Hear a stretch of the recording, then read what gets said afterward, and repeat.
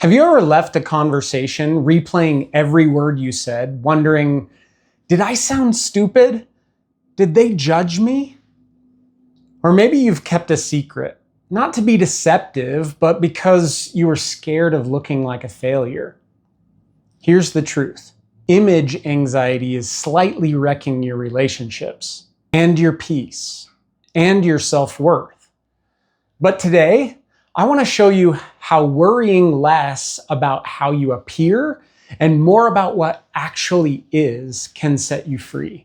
And did you know that there's a psychological term for this obsession with appearances? It's called impression management. And it's one of the sneakiest forms of self-sabotage. So let's fix that. Most of us aren't lying to deceive. We're lying to survive judgment. Like one client of mine, Jake and his wife were struggling financially. He'd agreed to pay a bill, but when the deadline came, he didn't have the money. So he said nothing. He didn't want to look irresponsible. But what happened? The bill got worse, the trust eroded, and the image he was trying to protect, it shattered anyway. We call this the appearance trap. We're so focused on how we come across, we forget to deal with what really is. Here's the wild thing. Studies show that authentic vulnerability builds more trust than polished perfection. But only if we're grounded in one key thing, our internal sense of identity. Not the image we think others want. And hey, have you ever pretended to know something only to get asked a follow-up question and suddenly you're explaining how mitochondria is the capital of France? Same energy. Here's the true principle. Truth creates trust. Appearances create anxiety. Scripture puts it this way: ye shall know the truth, and the truth shall make you free. Therapists call it radical honesty. It's foundational to healing. Here's a metaphor I use with clients. I hold up a bright yellow pillow. What color is this? I ask. Yellow, they say. Then I say, well, I think it's blue. They usually laugh, and then they say, you're wrong. Exactly. When you're clear on what is, other people's opinions lose their power.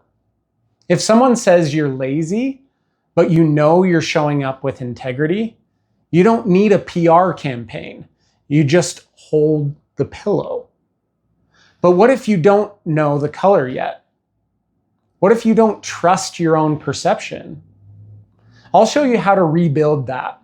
But first, if tools like this help you, like and subscribe. It helps others find real principle-based mental health content without fluff. Now let's talk identity. Here's the practice. Shift from image management to identity alignment. Don't ask, do I look responsible? Ask, am I being responsible? We call this self-congruence, when your actions align with your values. Remember Jake? He eventually told the truth. It hurt in the moment, but it led to more trust, more teamwork, and less shame. Here's a tool. Ask yourself daily, what did I do today that aligned with my values? Where did I choose appearance over authenticity? And what small correction can I make tomorrow? This rewrites your brain for confidence. And yes, if you've ever laid awake worrying that you said thanks too cheerfully at the grocery store, you're not broken, you're just a thoughtful overthinker. Let it go. Be yellow. Here's the takeaway. Stop performing and start practicing. Trade perfection for presence. Trade image for identity. And trade anxiety for peace. Tell me in the comments, where have you been managing your image instead of living truth? Subscribe and join me next time. Until then, Hold your yellow pillow high.